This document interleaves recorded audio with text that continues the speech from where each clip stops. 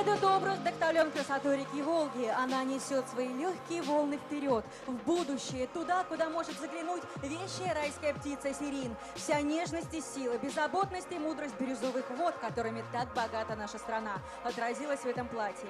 Платье полностью создано из ситцевой ткани, которая прославила представляемый город на всю Россию.